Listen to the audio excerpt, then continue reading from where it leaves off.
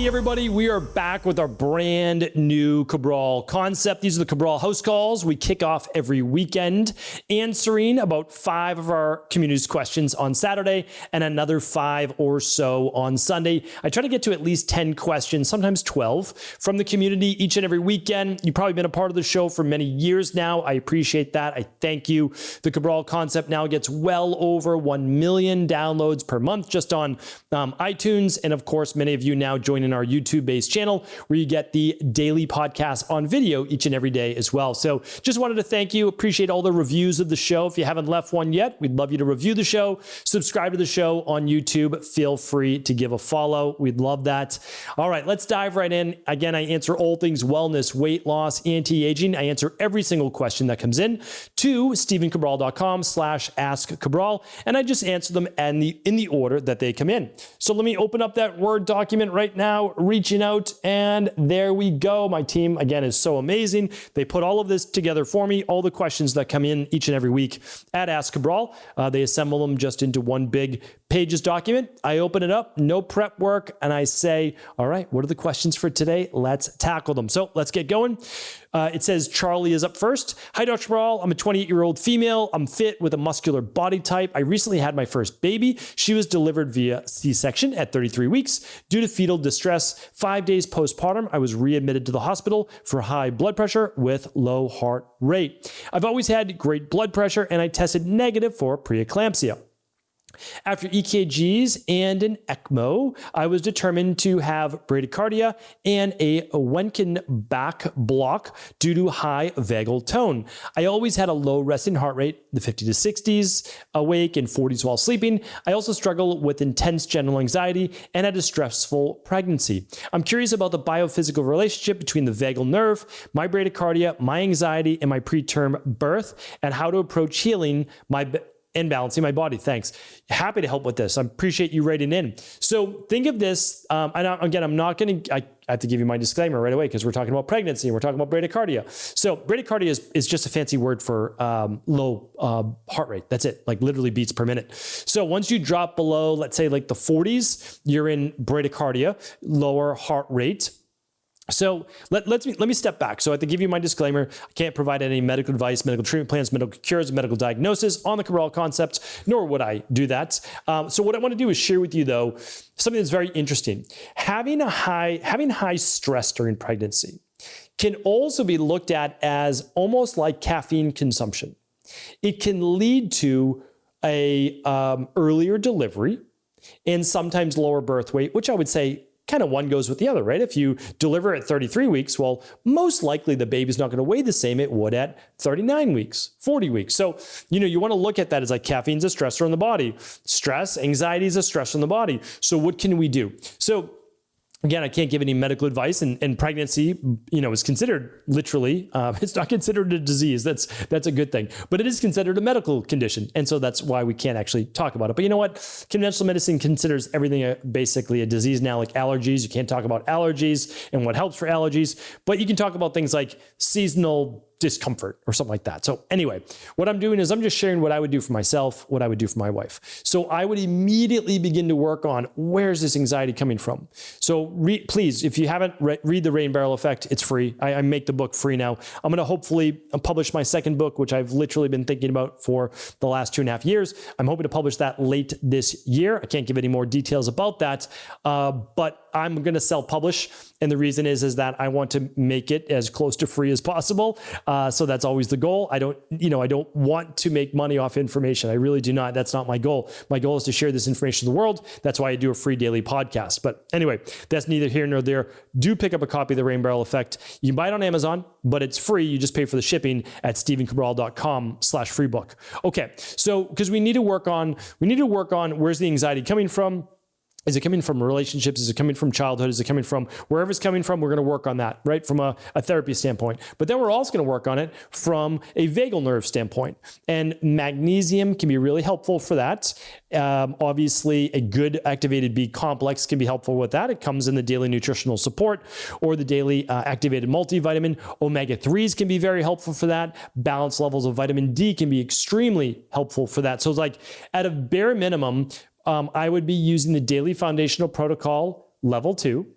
And I would be using vitamin D, 2,000 to 4,000 IUs a day, which is 50 to 100 micrograms a day.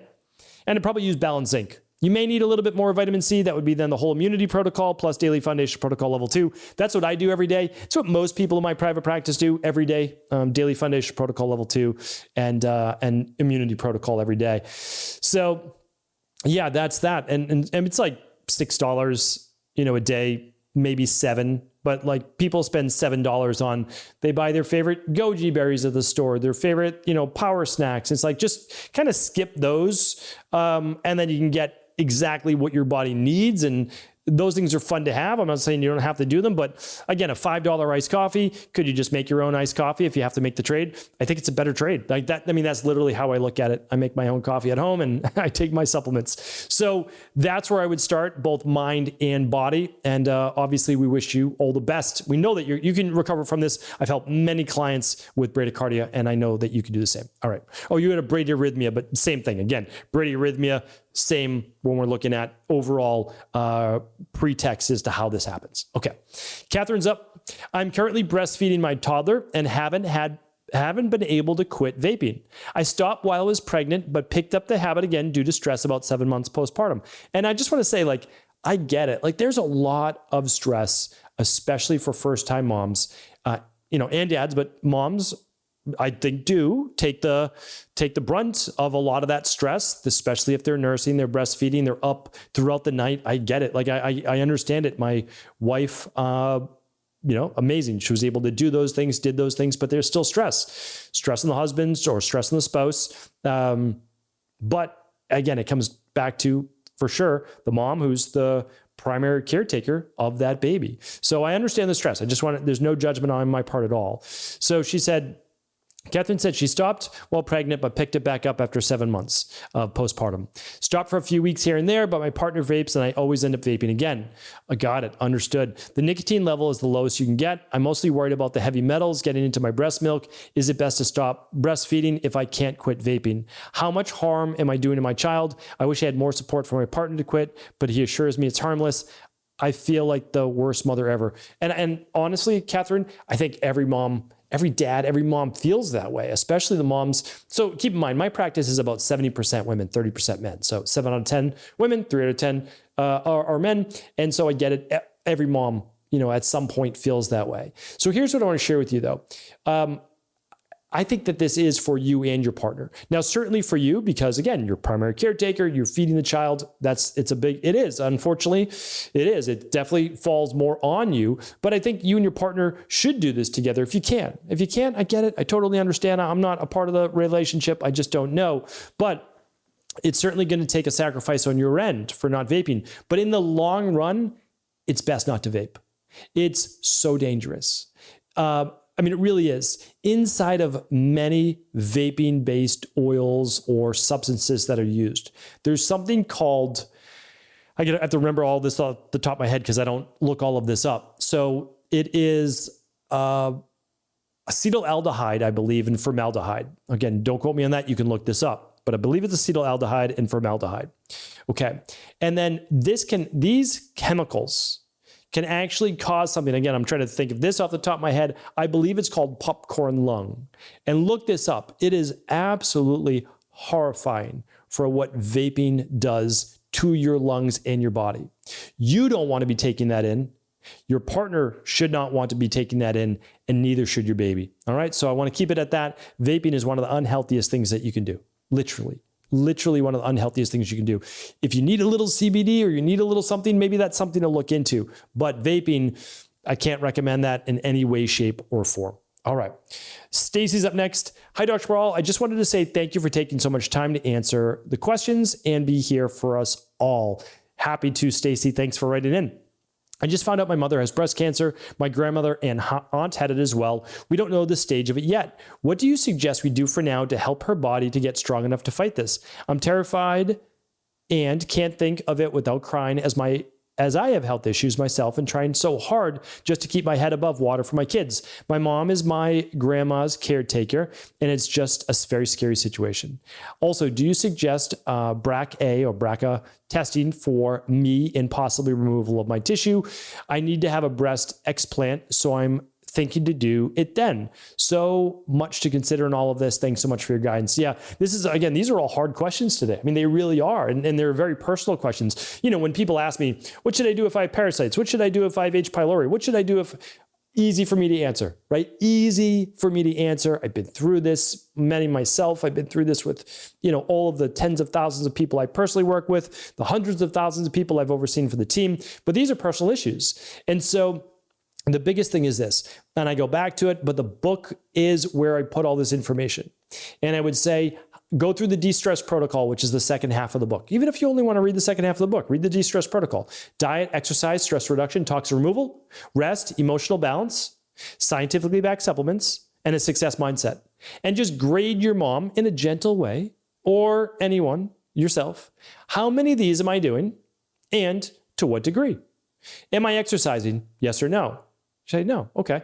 Are you at least walking? No. Okay, well, we start there, right? Are you eating a diet? Yes, everyone is. What type of diet? Is it anti-inflammatory? Probably if you say to yourself, no, 3-4 times a week I have fried food. Okay, no, then, so we kind of go through it. And what we do is we don't need to dramatically overhaul our life. We'll start with the 21-day detox. And then we'll begin to take that detox lifestyle and foods and begin to implement a little bit more in the diet, even if it's just breakfast, even if it's just using the daily nutritional support. Make it a smoothie with wild blueberries instead of the muffins or the processed foods, right? So it's step by step, little by little. We change our food. We just start walking, and then we add one more thing after that. And so it's an accumulation, right? And then in terms of the testing, you can absolutely do the testing if you'd like, but the BRCA gene is not the only one that we need to be worried about, right? And we all think, oh, that's the one, and so I'm automatically going to get it. No, you're not automatically going to get it. You want to look at estrogen levels. You want to look at estrogen progesterone levels. You can run that on a stress, mood, and metabolism test. There's a lot that goes into cancer. Exposure to toxins is a big one. Immune system balance. Some people are exposed to all sorts of things, but their immune system's strong. People like me, imbalanced immune system, we have to be a little bit more careful, right? That's just the way that it is. Should you have that tissue removed? Some people are doing that. And that's not for me to say yes or no. And that is a very personal, and it is it's a question that you need to answer and come to full grips with. I always say this, just do what you would regret not doing in life. Like, that's it. Do you want to remove all of the mammary or breast-based tissue? That's just a question, because you don't really put it back, right? So it's something to think about. And if you feel it's best for you, then of course, everyone in our community supports you. I'm sure you'll get support from others in your family, but that's what we're here for. We're just here to support you in any way that we can, with or without, right, that removal. Okay. Melissa's up next. And by the way, you can do MRIs now. You can do non-contrast MRIs, the torso MRI that I talk about all the time. Talk about that in High Performance Health. If you want to learn more about High Performance Health, go to highperformancehealth.org, and you can be watching on a full body MRI instead of a mammogram, and which is far less dangerous. And you can be watching every year to see if you start to have any cyst or tumor space growth. And at that point, maybe you decide to have the removal. Again, I can't give you medical advice, but it's at least something to think about. All right, Melissa's up. Question about not sweating during workouts. I'm hydrated. I do LMNT, water 30 minutes prior, 32 ounces of water during. All I drink is water, and I always have electrolytes in it, as I just don't sweat easy. I've heard in the latest Genius podcast, 56 minutes in, that sometimes you can have a cell that holds on and will not release. I'm wondering if you've heard of this, if there's a way to detox it. I can start sweating easily. I can't sweat if I get in an asana or workouts in the heat, and just not during workouts. I want to detox. Okay. I get it. I think I understand what you're saying. So first of all, I think I have nothing against certain electrolyte companies. What I do is the overall notion that all of us need a way more salt. I don't think that that's true. I really don't. I see nothing that backs that up. Most food is salty. Most of us salt our food already with, Redmond's real salt or Himalayan sea salt. Many people eat processed foods, Melissa, I don't know that you do, but I just don't know if we need 1,000 milligrams or more per serving of salt. Again, we're supposed to get a couple thousand. Now, here's the thing.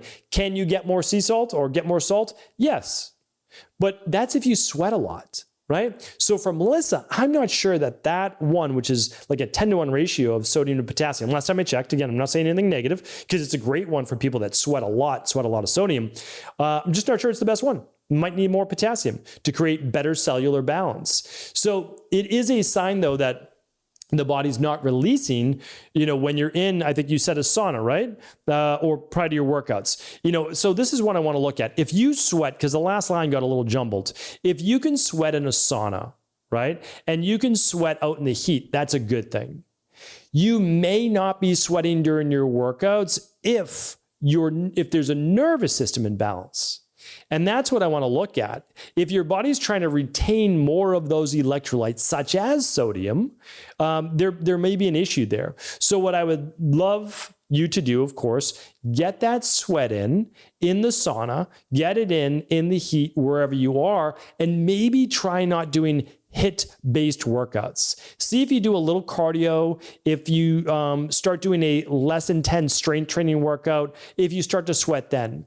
If that is exactly what happens, then it's what happens when your body is really getting into that sympathetic nervous system and the fight or flight. Your body is not allowing you, which would be totally normal, to begin to perspire, to begin to, basically you're eliminating heat from the body. And then the sweat that forms does that in order to cool you. And so that's what I would look at. And then from there, I'd say, okay, maybe you need something called adrenal soothe, magnesium, doing meditation, things to calm that central nervous system. And then over a period of weeks to months, ramp up slowly the workouts as long as you're controlling the central nervous system. And then if you start to sweat there, you know that you've rebalanced that problem. All right. So hopefully that was helpful. We've gotten to 1, 2, 3, 4 questions. We have to keep it at that for today, just based on how I like to keep the time of the show, because I'd love you to be able to tune in every single day for 20 minutes less of a show. So I'll be back tomorrow answering more of our Cabral community questions. Take care, everybody. Have an amazing rest of the weekend. Thanks so much for tuning into today's show. Before you go, don't forget to hit that subscribe button. I want to make sure that you're getting our daily content, not missing out on anything functional medicine, wellness, weight gain, weight loss, anti-aging, living longer, stronger, and all of the most cutting-edge research. And if there's any topics you want to hear, feel free to leave them in the comments below. Take care.